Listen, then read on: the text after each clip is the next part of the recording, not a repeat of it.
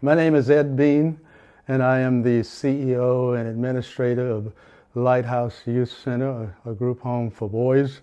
The young men are placed here through the Sacramento County Courts, and they could stay here from 1 to 3.5 to 4 years.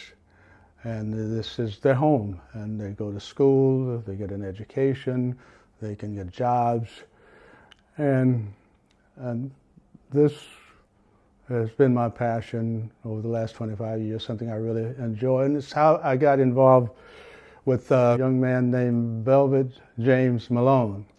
He came into my program and around 2000, probably at the age of 14. He was a student, a freshman at Valley High School, and he was a ward of the courts. I received a call from Child Protective Services saying that they had a young man that they would like for me to interview at Valley High School. And they told me that a CPS worker would be there, his mom would be there, and also his foster parent would be there. So I reported there at Valley High School to interview Mr. Malone, and nobody showed up. He was the only one there. No CPS worker, no foster parent, no mom, nobody. It was just something about this young man that I really liked. Even though he was a very angry young man, but that certain smile that he had, it was so real, so kind, so meaningful, so genuine. My decision was really based on that heartwarming feeling that I got from talking with him and his smile, even though I could see the anger and everything underneath all of that. And so at that time, I made the decision to bring him into my program because I just had that feeling that we could really help this young man.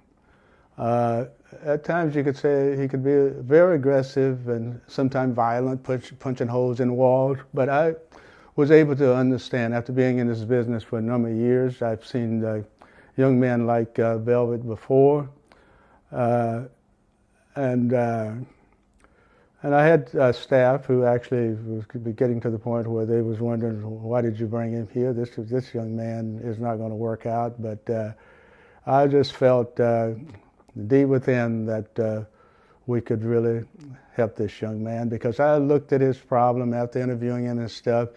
He was angry primarily because I think it was rejection, and the rejection was really related to his mom. He wanted his mom's love, and that was something that he had a difficult time with his mom giving him that love that he really wanted, and so he turned it into anger.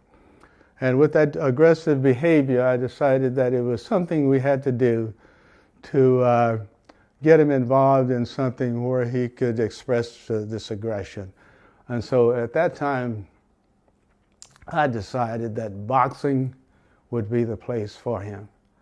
And that's kind of how he got started in boxing. And once he got involved in boxing, you could see that that aggressive behavior began to dissipate. And we knew then that we were making progress with Velvet. Being in the program and going to school for about 3.5 years, he beginning to turn 18. And at this point, he met a young lady.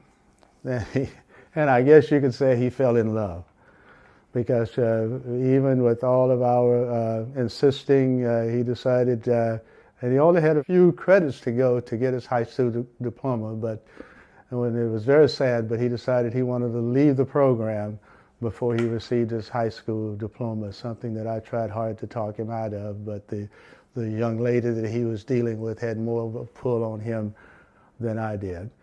And so he moved on with his life. He turned 18, a young man, but he still stayed involved with his boxing. And he eventually started training, and he went to Vegas, and he trained with Mayweather's father and Mayweather's gym. He spent quite a bit of time in Nevada, and he eventually turned pro.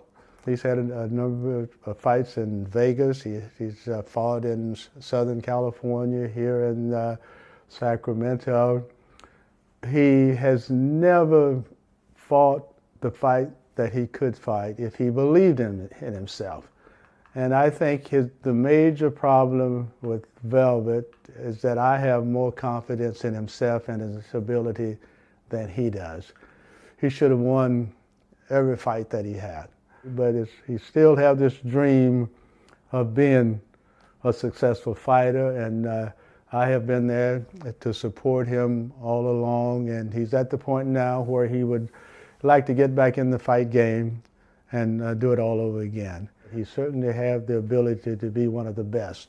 He's got the moves, he's got the looks, he's got everything to become a Muhammad Ali, and I try to convince him sometime, and I say, we could look at you as being the second coming, the second Muhammad Ali.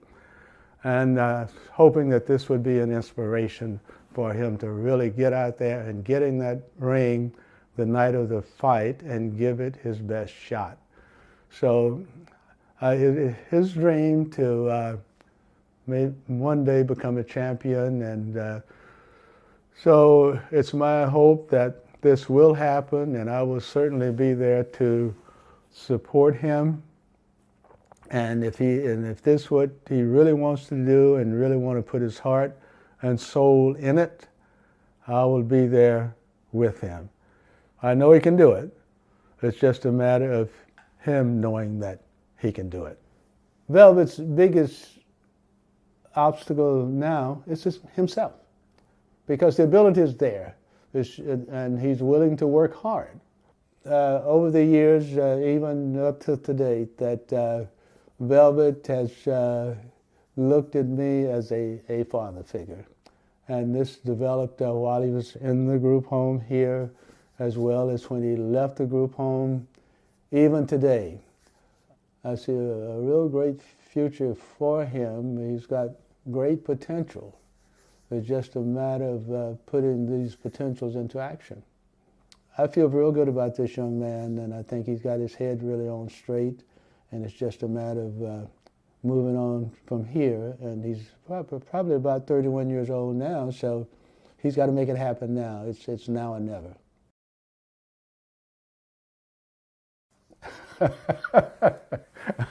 Well, to be honest with you, I don't have that much of a background, but I've had an interest because I was always enthused about, because that was during my era, like boxers like Joe Louis, Jersey Joe Walcott, all those guys, that was during my time. And that's how I got interested in boxing, is sitting at the old radio with the big battery, listening at the fights when we could kind of tune it in with my dad.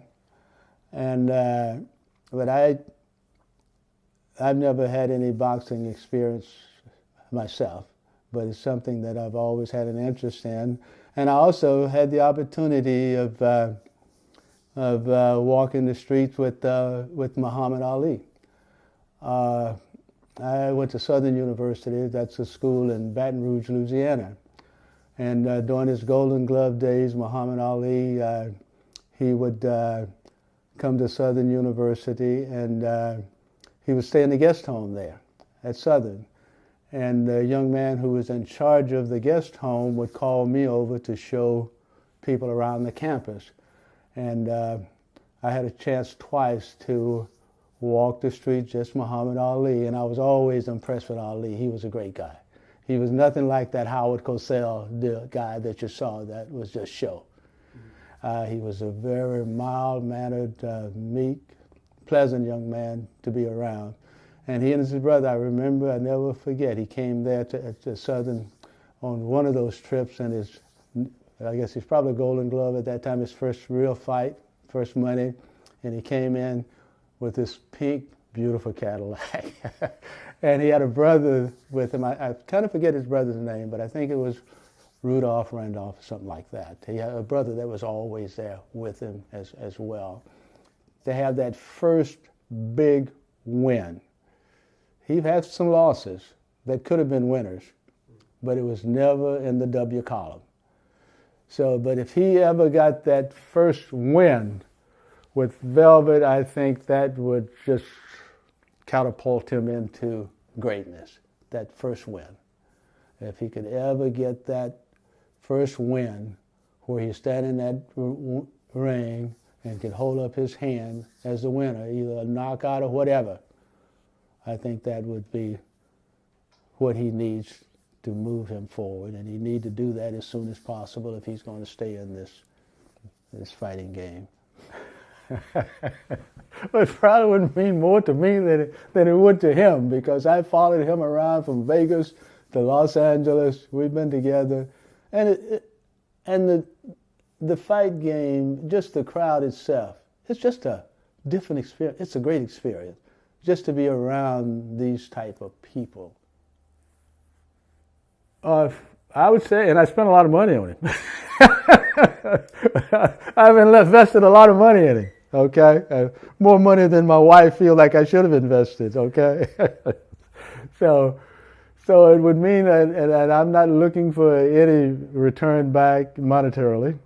I just want to see him do well. But anytime you're in this fight game, there's money.